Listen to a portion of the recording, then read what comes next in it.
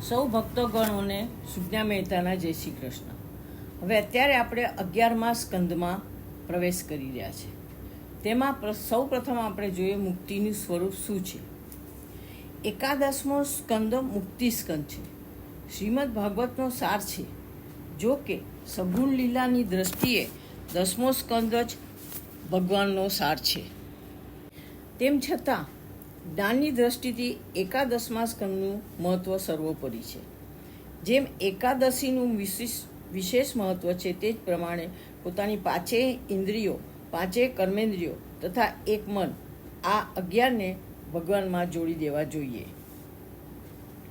એ જ મુક્તિની પરિભાષા છે. મુક્તિનો અર્થ થાય છે પોતાના સ્વરૂપમાં સ્થિત થઈ જવું. આજે આપણે પોતાના સ્વરૂપથી ભિન્ન કોઈ બીજી સ્થિતિને પ્રાપ્ત થઈ ગયા છીએ. આ અન્યથા સ્થિતિને છોડીને પોતાના વાસ્તવિક સ્વરૂપમાં, સ્વસ્વરૂપમાં સ્થિત થઈ જવાને જ મુક્તિ કહે છે. હવે આપણે યાદવોના શાપ વિશે જોઈશું. શ્રી સુખદેવજી બોલ્યા, બલરામ સહિત શ્રી કૃષ્ણે યાદવોની સાથે મળીને અનેક દૈત્યોનો વધ કર્યો. કૌરવો અને પાંડવો વચ્ચે ક્લેશ ઉપજાવી મહાભારતના યુદ્ધમાં અસંખ્ય યોદ્ધાઓનો વિનાશ કરી પૃથ્વીનો ભાર ઉતાર્યો હતો. પછી શ્રી કૃષ્ણ વિચારવા લાગ્યા કે મારાથી રક્ષાયેલા આ યાદવ કુળનો નાશ થાય તો જ પૃથ્વીનો બધો ભાર ઉતરે અને હું પરમધામમાં જઈ શકું. આવો નિશ્ચય કરી સત્ય સંકલ્પવાળા ભગવાન શ્રી કૃષ્ણે બ્રાહ્મણોના શાપને બહાને પોતાના કુળનો સંહાર કર્યો હતો. આ માટે ભગવાન શ્રી કૃષ્ણે યજ્ઞ યાગાદિ કર્મોના નિમિત્તે એકવાર વિશ્વામિત્ર, અસિત, કણવ, દુર્વાસા, ભૃગુ, અંગિરા, કશ્યપ, વામદેવ, અત્રિ, વશિષ્ઠ તથા નારદ વગેરે મુનિઓને દ્વારકામાં પોતાને ત્યાં બોલાવ્યા. યજ્ઞ કાર્ય પૂર્ણ થતાં બધા દ્વારકાથી નજીક આવેલા રક્ત તીર્થમાં ગયા. શ્રી ભગવાનની પ્રેરણાથી જ યાદવ કુમારોને ઋષિ મુનિઓની મશ્કરી કરવાનું સૂચ્યું. યાદવ કુમારોએ જામવતીના પુત્ર સાંબને સ્ત્રીનો વેશ પહેરાવી ઋષિઓ પાસે લઈ જઈ પૂછ્યું, એ બ્રાહ્મણો, આ ગર્ભવતી સ્ત્રીને શું આવશે? ઋષિઓએ આંખ બંધ કરી જાણી લીધું કે આ તો પુરુષ છે, પણ યાદવ કુમારો આપણી મશ્કરી કરવા આવ્યા છે. ઋષિઓએ ગુસ્સે થઈ શાપ આપ્યો, આને છોકરો નહીં, છોકરી નહીં, પણ તમારા કુળનો વિનાશ કરનારું મુશળ પેદા થશે.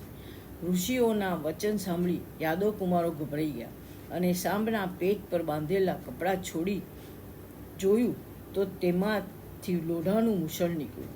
તેમણે આ વાત શ્રી કૃષ્ણથી છુપાવીને મુશાલને પ્રભાસ લઈ ગયા. તેમણે મુશલને ઘસી નાખ્યું અને તેનો ટુકડો વધ્યો તે સમુદ્રમાં ફેંકી દીધો.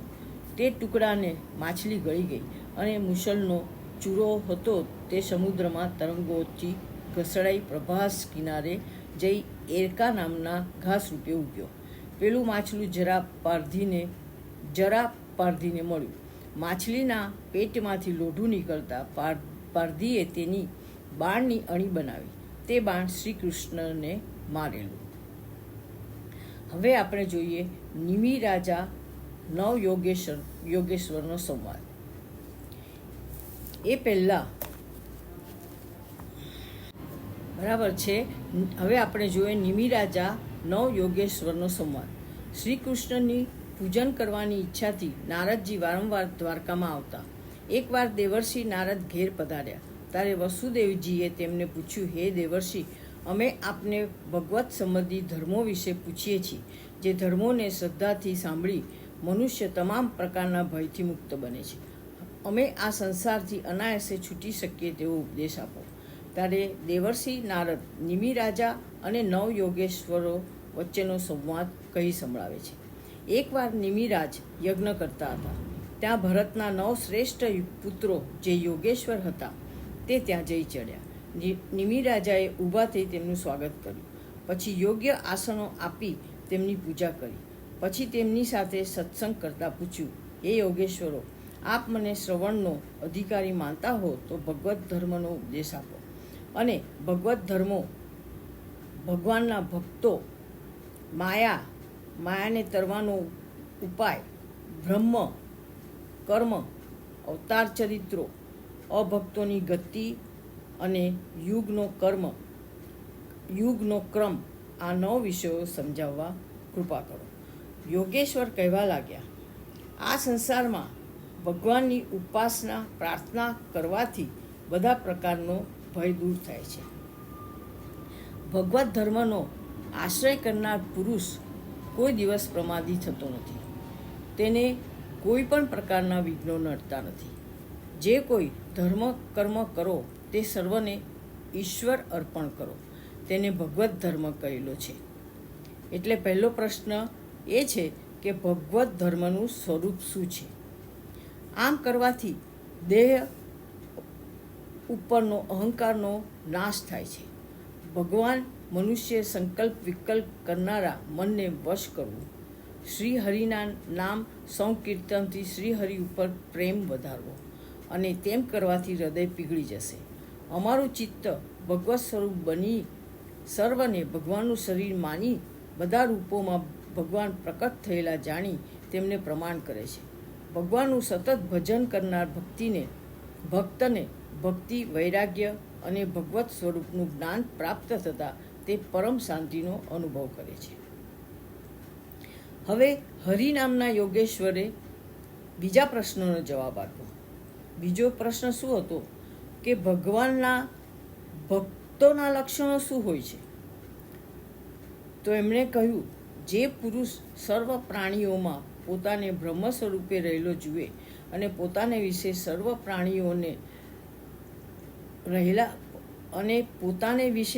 પ્રાણીઓને રહેલા જુએ તેને ઉત્તમ ભક્ત જણાવો. જે પુરુષ ઈશ્વર ઉપર પ્રેમ, ઈશ્વર આધીન ભક્તો સાથે મિત્રતા, અજ્ઞાનીઓ ઉપર કૃપા અને શત્રુઓ ઉપર ઉપેક્ષા કરે તે ભગવાનનો મધ્યમ ભક્ત. અને જે પુરુષ ભગવાનની પ્રતિમામાં જ શ્રદ્ધાથી ભગવાનની પૂજા કરે પણ ભગવાનના ભક્તોની કે બીજા કોઈની પૂજા કરતો નથી, તે કેવળ જળ પ્રાકૃત ભક્ત છે. હવે યોગી પ્રબુદ્ધનું કહેવું છે કે માયાનું સ્વરૂપ શું છે અને માયાને પાર કેવી રીતે કરી શકાય. ભક્તિમાં જે વિઘ્ન નાખે તેને માયા કહે છે, અને માયાને પાર કરવાનો સૌથી સરળ ઉપાય છે ભગવાનની અને તેમના ભક્તોની શરણાગતિનો.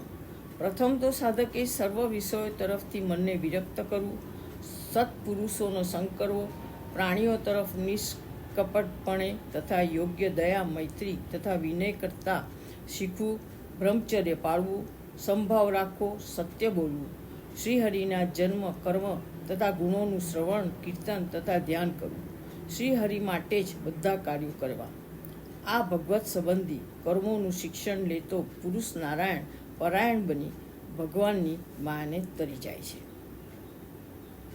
હવે પીપલાયન યોગેશ્વરે આ પ્રશ્નનો જવાબ આપ્યો કે બ્રહ્મ શું છે, એટલે કે નારાયણનું સ્વરૂપ શું છે. તેમણે કહ્યું, હે રાજન, તું એટલું સમજજે કે આ જગતમાં જે કાંઈ પ્રવૃત્તિ થતી દેખાય છે તે પ્રવૃત્તિ કરાવનાર પરમ તત્વ પરમાત્મા જ છે. તેને ઇન્દ્રિયો દ્વારા જાણી શકાતા નથી, ફક્ત નિષેધપણાથી સમજાવી શકાય છે. જ્યારે મનુષ્ય સર્વ ઈચ્છાઓ તજી કેવળ ભગવાનના ચરણની તીવ્ર ઈચ્છાથી ભક્તિ કરે તો તેના ચિત્તમાં કર્મથી અને ગુણોથી ઉપજેલો મેળ દૂર થાય છે અને તેના શુદ્ધ અંતઃકરણમાં આત્મતત્વનો સાક્ષાત્કાર થાય છે.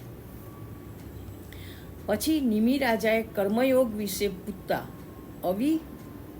અવિરહોત્ર યોગીએ કહ્યું. શું પ્રશ્ન પૂછ્યો હતો નિમિ રાજાએ કે કર્મયોગનું સ્વરૂપ શું છે?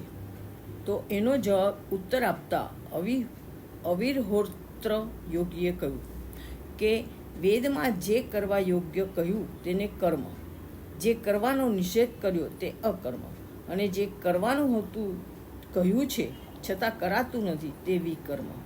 આ ત્રણેય કર્મ, અકર્મ, વિકર્મ એકલા વેદથી જ જાણી શકાય છે. તેમની વ્યવસ્થા લૌકિક રીતોથી થતી નથી. વેદો મનુષ્યોએ રચેલા નથી.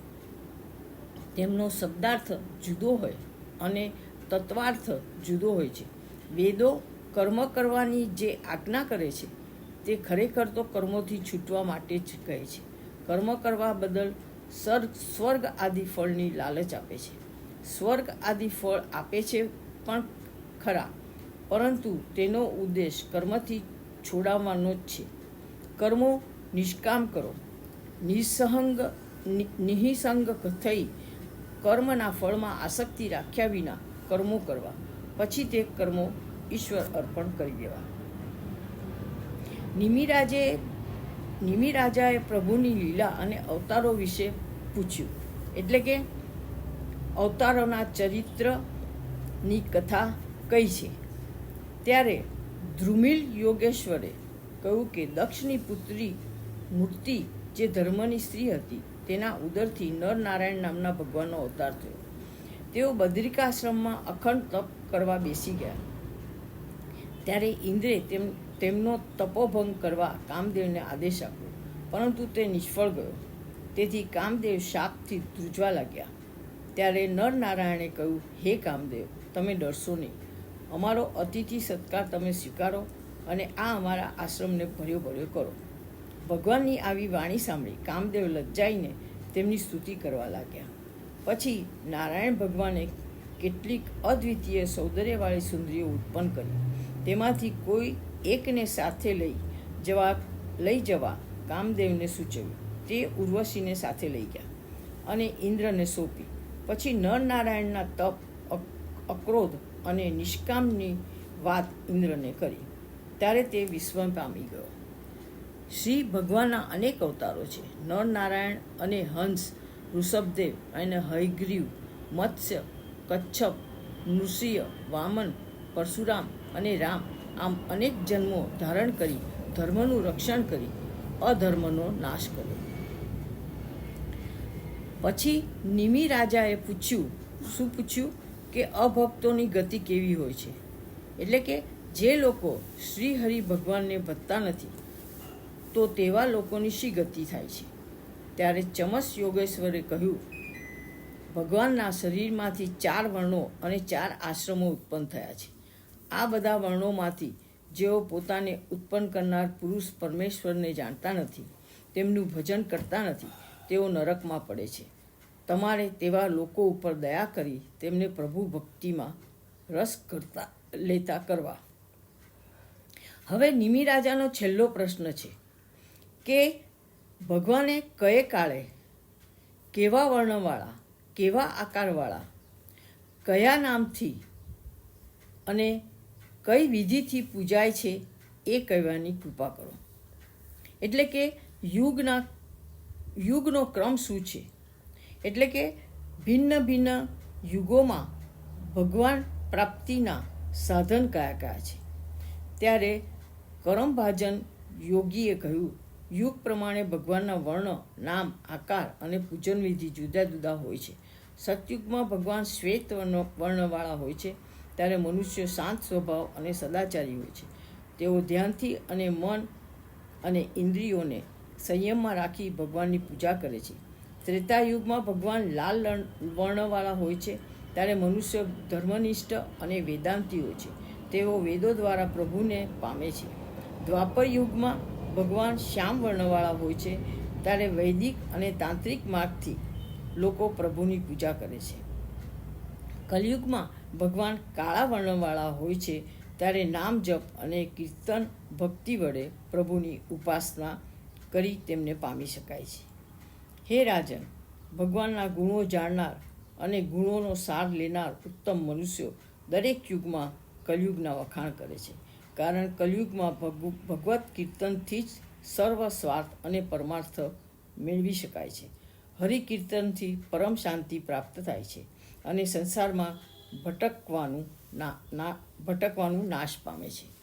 આમ ભગવત ધર્મો સાંભળી નિમિ રાજા ઘણા પ્રસન્ન થયા. તેમણે ઋત્વિજો અને આચાર્યો સાથે તે 9 યોગેશ્વરોનું વિધિપૂર્વક પૂજન કર્યું. એટલે તે યોગેશ્વરો ત્યાંથી અદૃશ્ય થયા અને નિમિ રાજા તે ધર્મો આચરી પરમ ગતિ પામ્યા. વાસુદેવે પણ નારદ દ્વારા આ બોધ સાંભળી મોહનો ત્યાગ કરી પોતાના મનને પ્રભુમાં જોડી દીધું. જે કોઈ આ 9 યોગીશ્વરોના ઉપદેશને સાંભળે છે, વાંચે છે, આનું ધ્યાન, આ પ્રકારનું ચિંતન કરે છે, તે બ્રહ્મ સ્વરૂપ બની જાય છે. આ છે આની ફળશ્રુતિ. આ પ્રમાણે આ પાવન ઇતિહાસ 9 યોગેશ્વરીનો અતિ પાવન પ્રસંગ અહીં સમાપ્ત થાય છે. હવે આપણે જોઈએ શ્રી કૃષ્ણ અને ઉદ્ધવજીનો સંવાદ. સનક આદિ પુત્રો દેવો પ્રજાપતિઓ સાથે બ્રહ્મા, શંકર, સર્વ દેવગણો, ગંધર્વો, ચારણો, કિન્નરો, અપ્સરાઓ બધા શ્રી કૃષ્ણના દર્શન કરવા માટે દ્વારકામાં આવ્યા. તેમણે દ્વારકામાં આવી શ્રી કૃષ્ણના દર્શન કર્યા અને તેમની સ્તુતિ કરી. પછી બ્રહ્માજીએ તેમને કહ્યું, તમે અમારી વિનંતી પ્રમાણે પૃથ્વીનો ભાર ઉતાર્યો છે, ધર્મની સ્થાપના કરી છે. આપ યાદવ કુળમાં અવતર્યા તેમણે 125 વર્ષો થયા. હવે દેવોનું કોઈ કાર્ય બાકી રહ્યું નથી. માટે આપ યોગ્ય માનતા હો તો હવે આપના પરમધામ વૈકુંઠમાં પધારો. ત્યારે પ્રભુએ કહ્યું, ફક્ત યાદવ કુળ બાકી રહ્યું છે, માટે યાદવોનો નાશ થશે પછી જ હું આવીશ. આમ કહ્યું એટલે બ્રહ્મા વગેરે તેમને પ્રણામ કરી દેવગણો સાથે પોતાના ધામમાં ગયા. ત્યારબાદ દ્વારકામાં મોટા ઉત્પાતો થયેલા જોઈ શ્રી કૃષ્ણે સર્વ પ્રભાત તીર્થમાં જવાનું કહ્યું. ભગવાનની આજ્ઞા થતાં બધા યાદવો પ્રભાસ તીર્થમાં જવા તૈયાર થયા. આ જોઈ ઉદ્ધવજીએ શ્રી કૃષ્ણને એકાંતમાં મળી કહેવા લાગ્યા, હે દેવાધિદેવ, આપ આ યદુકુળનો સંહાર કરાવી અવશ્ય સ્વધામ પધારશો. હું અડધી ક્ષણ પણ આપના ચરણ કમળને ત્યજવા માગતો નથી. મને પણ આપ સ્વધામમાં લઈ જાઓ. શ્રી ભગવાન બોલ્યા, બ્રાહ્મણોના શાપને કારણે બળી ચૂકેલું આ યાદવ કુળ એકબીજા સાથે ઝઘડા કરી નાશ પામશે અને આજથી 7મે દિવસે આ નગરને સમુદ્ર ડૂબાડી દેશે. હું આ મનુષ્યલોક તજીશ એટલે તરત કલયુગ આવી પહોંચશે. માટે હે ઉદ્ધવ, તમારે સ્વજનો અને બંધુઓ ઉપરનો સર્વ સ્નેહ તજી એક મારા વિશે મન સ્થાપવું અને સમદ્રષ્ટિથી પૃથ્વી પર ફરવું. ઉદ્ધવજી બોલ્યા, હે દીનાનાથ, આપે મારા કલ્યાણ માટે ત્યાગનો ઉપદેશ કર્યો, પરંતુ આપે કહેલો ત્યાગ હું સહેલાઈથી સાધી શકું તેવો કોઈ ઉપાય બતાવો. હું આપને શરણે આવ્યો છું. શ્રી ભગવાને કહ્યું, આ લોકમાં કેટલાક મનુષ્યો ઘણું કરીને પોતે જ વિષય વાસનામાંથી પોતાનો સારી રીતે ઉદ્ધાર કરે છે. સાવધાન મનુષ્યો જાણવા યોગ્ય મને આત્માને અહંકાર વગેરેથી જુદા દ્રશ્ય બુદ્ધિ વગેરે કારણો વડે અને તેજ બુદ્ધિ આદિ લિંગવાળા અનુમાનો વડે સાક્ષાત શોધી શકે છે. આ વિષયમાં એક પુરાતનની ઇતિહાસ ગુરુ દત્તાત્રેયના 24 ગુરુની કથા કહું છું. હવે આપણે જોઈએ દત્તાત્રેયના 24 ગુરુઓ. એકવાર યદુ રાજાએ બ્રાહ્મણ વેશે ફરતા ગુરુ દત્તાત્રેયનો મેળાપ થયો. તેમણે દત્તાત્રેયને પૂછ્યું, આ સંસાર મોહથી પીડાઈને દુઃખી થઈ રહ્યો છે, ત્યારે તમે અખંડ આનંદનો અનુભવ કેવી રીતે કરો છો? ત્યારે દત્તાત્રેયે કહ્યું, મેં મારી બુદ્ધિ પ્રમાણે અનેક ગુરુઓ કર્યા છે. તેઓ પાસેથી બોધ ગ્રહણ કરી હું મુક્ત થઈ આ પૃથ્વી પર ફરું છું. મારા ગુરુઓ 24 છે. તો એમાંનો પહેલો ગુરુ છે પૃથ્વી. પૃથ્વી તે મને બોધ આપે છે, કમ ખા અને ગમ ખા. ગમ ખાનારનું મન શાંત રહે છે, રોગી થતું નથી. જે કમ ખાય છે તેનું તન રોગી થતું નથી. પૃથ્વીમાં લોકો ખાડા ખોદે, તેના પર પગ પછાડે, છતાં પૃથ્વી કદી ક્રોધ કરતી નથી, તે સહન કરે છે. તે પ્રમાણે દેવયોગે કોઈ દુઃખ આપે તો પણ ડગવું નહીં. હવે બીજો ગુરુ છે વાયુ. પ્રાણવાયુ માત્ર આહાર મેળવી સંતુષ્ટ રહે છે. તેમને ઇન્દ્રિયોના વિષયોની દરકાર નથી. તે મુનિએ માત્ર આહારથી સંતુષ્ટ રહેવું. આહાર પ્રિય છે કે નહીં તેની દરકાર કરવી નહીં. બાહ્ય આકાશનો વાયુ ગુરુ વગેરેના સંબંધમાં આવતા સુગંધી જણાય છે, પણ ખરેખર તો તે ગંધરહિત. તેમ આત્મદ્રષ્ટા યોગી શરીર ધારણ કરી શરીરના ધર્મરૂપ બાલ્યકાળ જેવી અવસ્થાઓ પ્રાપ્ત કર્યા છતાં પોતે દેહના ધર્મો રહિત છે તેમ માને છે. ત્રીજો ગુરુ છે આકાશ. આકાશ બધે રહેલું છે, છતાં તેને કોઈ વસ્તુનો સંગ નથી. તેને કોઈ માપી શકતું નથી. તેમ મનનશીલ યોગી દેહમાં રહ્યો છતાં તેના આત્માને દેહનો સંગ નથી તેમ વિચારે છે. ચોથો ગુરુ છે જળ.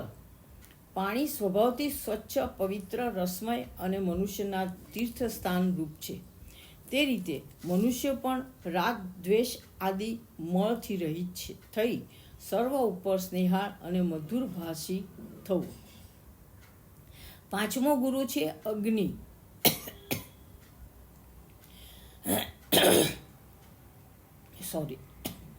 અગ્નિ પ્રદીપ્ત, પ્રકાશમય, સર્વભક્ષી, નિર્ભય અને અપરિગ્રહી છે, છતાં કોઈના દોષને લેતો નથી. મનુષ્ય પણ તેવા બનવું જોઈએ. સારું નરસું જે મળે તે ભોજન સ્વીકારી લે, લોભ દ્રષ્ટિ તજવી. છઠ્ઠો ગુરુ છે ચંદ્ર. ચંદ્રની કળા ઘટે છે અને વધે છે, છતાં ચંદ્ર જ રહે છે.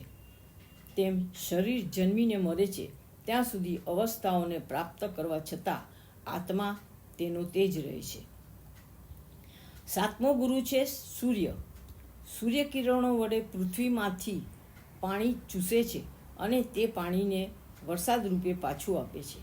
તેમ યોગી પણ સમય અનુસાર ઇન્દ્રિયો દ્વારા વિષયો ગ્રહણ કરે છે અને વિષયો માગનારો આવી ચડે તો તેને આપી દે છે, પણ અભિમાન કરતો નથી.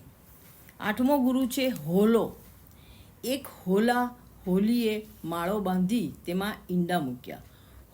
હોલી તેના પાલનમાં વ્યસ્ત બની ગયા. એકવાર ચારાની શોધમાં જતા હોલાના બચ્ચા પારધીની જાળમાં ફસાઈ ગયા. હોલી બચ્ચાને જાળમાં સપડાયેલા જોઈ બચ્ચા સાથે પાસે જતા તે પણ સપડાઈ ગઈ. તેવામાં હોલો આવ્યો. તેણે આખા કુટુંબને જાળમાં સપડાયેલું જોઈ તે પણ જાળમાં પડ્યો. પારધી આખા કુટુંબને લઈ ચાલ્યો ગયો.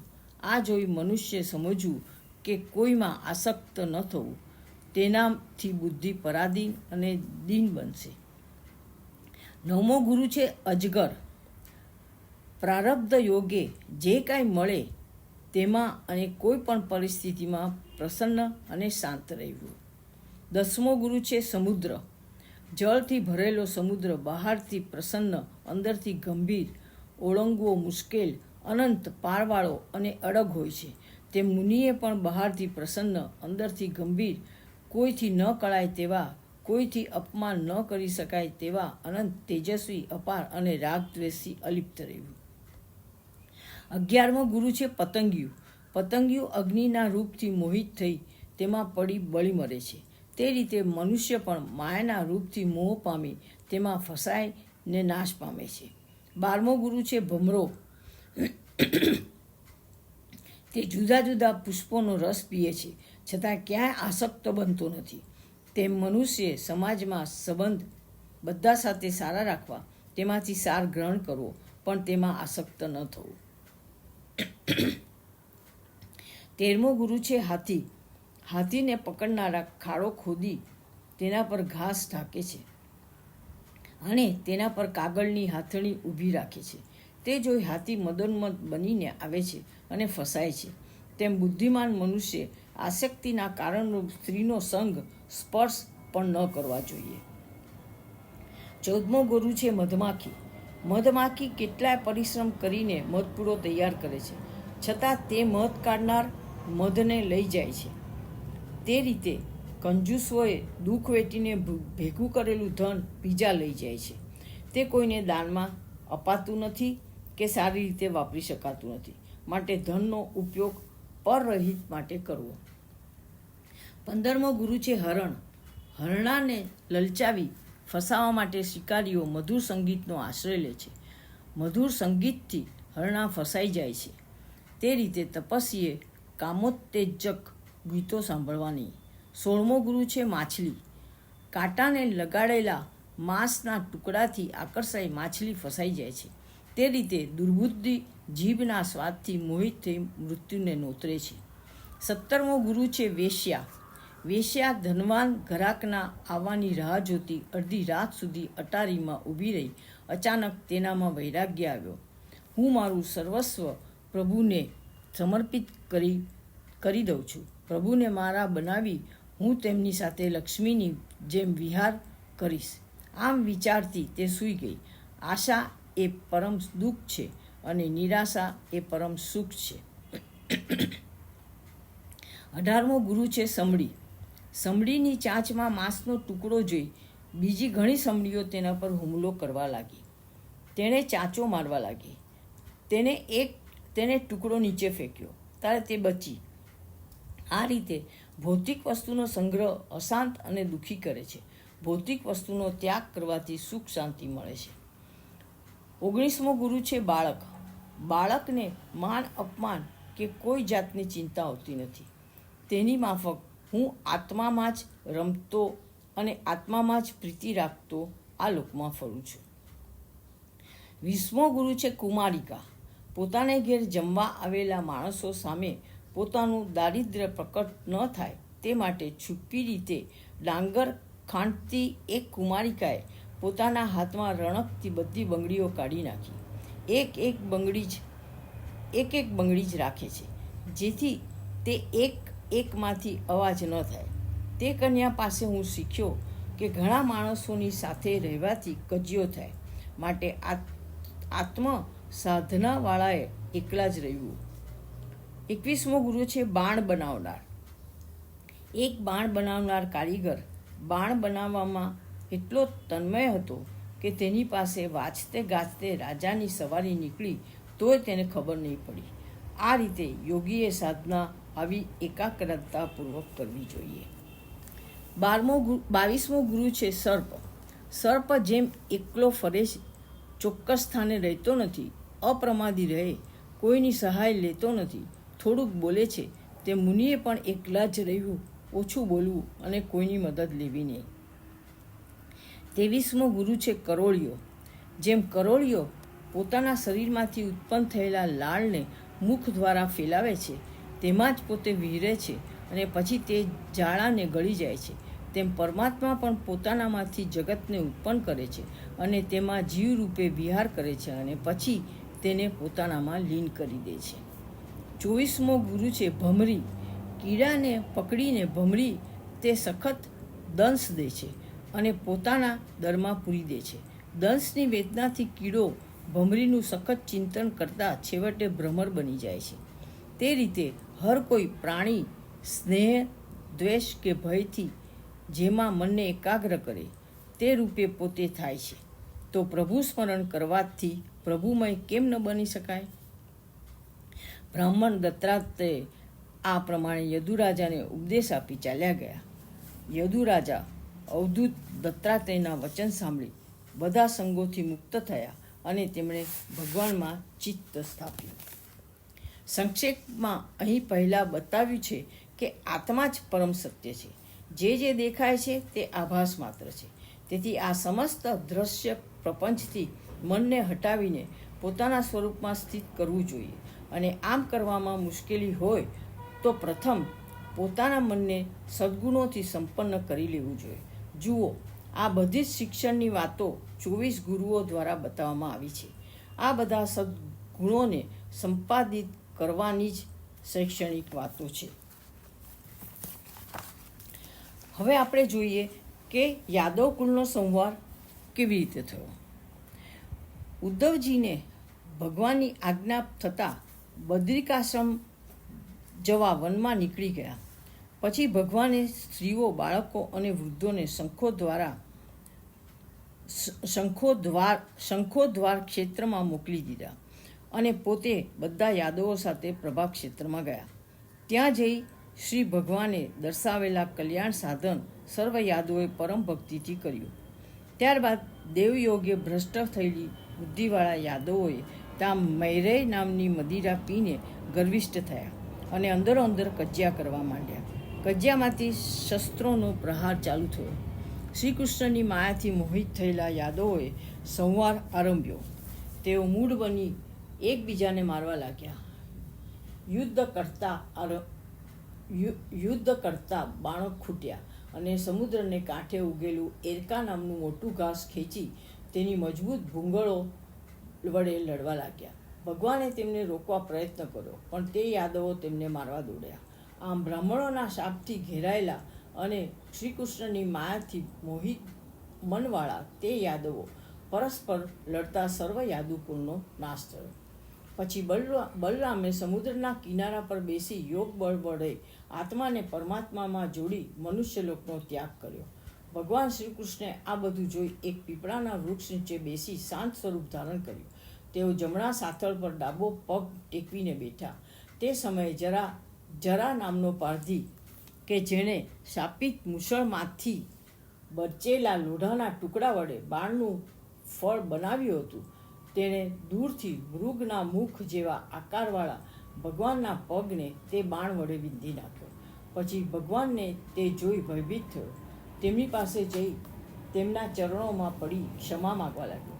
ત્યારે ભગવાને કહ્યું, હે જરા, તે મારી ઈચ્છા જ પૂરી કરી છે, માટે તું સ્વર્ગમાં જા. તે સમયે આકાશમાંથી એક વિમાન આવતા જરાએ પ્રભુની 3 વાર પ્રદક્ષિણા કરી નમસ્કાર કરી વિમાનમાં બેસી સ્વર્ગમાં ગયો. યાદવોના ધમસાણમાં દારૂક સારથી શ્રી ભગવાનને શોધતા હતા. તુલસીની માળાની સુગંધ ઉપરથી તે પીપળા પાસે આવ્યા. તેમણે ભગવાનને ઝાડની નીચે સૂતેલા જોયા, એટલે તે તરત રથ ઉપરથી કૂદી પડ્યો અને ભગવાનના ચરણોમાં પડી રુદન કરવા લાગ્યા. તે સમયે ભગવાનનો રથ, ઘોડા અને ધ્વજ તથા ભગવાનના દિવ્ય આયુધો તેના દેખતા આકાશમાં ઉડી ગયા.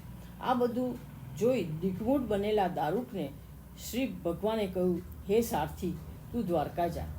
આપણા જ્ઞાતિજનો અંદર લડીને થયેલો નાશ, બલરામજીનું સ્વલોક ગમન, મારી આ દશા, આ બધું આપણા બંધુઓને જણાવજે અને તેમને કહેજે કે હવે તેઓ દ્વારકા તરત છોડી દે, કારણ મેં છોડેલી યદુપુરીને સમુદ્ર બોળી દેશે. તમે સગળા પોતપોતાના પરિવાર સાથે તથા અમારા માતા પિતા સર્વે અર્જુનના રક્ષણ તળે ઇન્દ્રપ્રસ્થમાં જજો. તું મારા ધર્મનો આશ્રય કરી જ્ઞાનનિષ્ઠ થઈ પુત્ર, ધન વગેરે તરફ ઉદાસીન થજે અને મારી માયાની આ રચના જાણી શાંતિ પામજે. પછી દારૂકે ભગવાનની પ્રદક્ષિણા કરી વારંવાર નમસ્કાર કરી તેમના ચરણો પોતાના માથા પર મૂકી ઉદાસ મને દ્વારકા તરફ ગયો. પછી સર્વ દેવો, સિદ્ધો, ગંધર્વો, ચારણો, કિન્નરો, અપ્સરાઓ વગેરે ભગવાન શ્રી કૃષ્ણનું સ્વધામ ગમન જોવાની ઈચ્છાથી ત્યાં આવ્યા. ભગવાને સર્વદેવ સમૂહગણને જોઈ આત્માને આત્મા સ્વરૂપમાં યોજીને નયનો મીચી દીધા. શ્રી ભગવાને શરીરને અગ્નિ ધારણા વડે બાળ્યું નથી, કારણ તેમના શરીરમાં તો સમસ્ત જગત રહેલું છે. ભગવાન શ્રી કૃષ્ણ સદેહે સ્વધામ પધાર્યા છે. તે સમયે સ્વર્ગમાં દુંદુભીઓ વાગી, આકાશમાંથી પુષ્પવૃષ્ટિ થઈ અને પૃથ્વી પરથી સત્ય, ધીરજ, ધર્મ, કીર્તિ અને લક્ષ્મી ભગવાનની પાછળ જતા રહ્યા. ભગવાન શ્રી કૃષ્ણની ગતિ મન અને વાણીથી પર છે. એથી તેઓ જ્યારે પોતાના ધામમાં પ્રવેશ્યા ત્યારે બ્રહ્મા વગેરે દેવો પણ તેમને જોઈ ન શક્યા. પછી સર્વ દેવો પોતપોતાના લોકમાં ચાલ્યા ગયા. શ્રી કૃષ્ણથી છૂટા પડેલા દારૂકે દ્વારકામાં આવી વસુદેવ અને ઉગ્રસેનને સર્વ સમાચાર જણાવ્યા. એટલે બધા શોક કરતા પ્રભાગ ક્ષેત્રમાં ગયા. દેવકી, વસુદેવ તથા રોહિણીએ પુત્ર વિરહથી ત્યાં જ પ્રાણ ત્યજ્યા. પછી સર્વ સ્ત્રીઓએ પોતાના પતિઓને ઓળખી તેમની સાથે ચિતામાં પ્રવેશ કર્યો. વ્યાકુળ મનવાળા અર્જુને શ્રીમદ ભગવદ્ ગીતાનો બોધ યાદ કરીને મનને શાંત કર્યું અને મરણ પામેલા સંબંધીઓની વિધિપૂર્વક ઉત્તરક્રિયા કરી. શ્રી કૃષ્ણ ભગવાને તજેલી દ્વારકાને ભગવાનના મંદિર સિવાય સમુદ્રે ક્ષણવારમાં ડૂબાડી દીધી. પછી અર્જુને બચેલા બાળકો, વૃદ્ધો અને સ્ત્રીઓને ઇન્દ્રપ્રસ્થ લઈ જઈને ત્યાં રાખ્યા અને ત્યાં વ્રજનાભનો રાજ્યાભિષેક કર્યો. અર્જુન પાસેથી ભગવાનના દેહોત્સર્ગના સમાચાર સાંભળી પાંડવો સર્વ છોડી દઈ વલ્કલ વસ્ત્રો ધારણ કરી મહામાર્ગે ચાલી નીકળ્યા.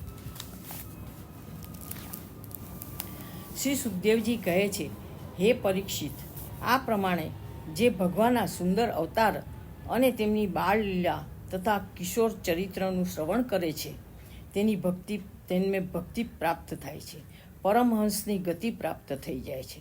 આ પ્રસંગની સાથે જ 11મો સ્કંદ પૂરો થાય છે. ઇતિ એકાદશ સ્કંદ સમાપ્ત. સૌને મારા જય શ્રી કૃષ્ણ.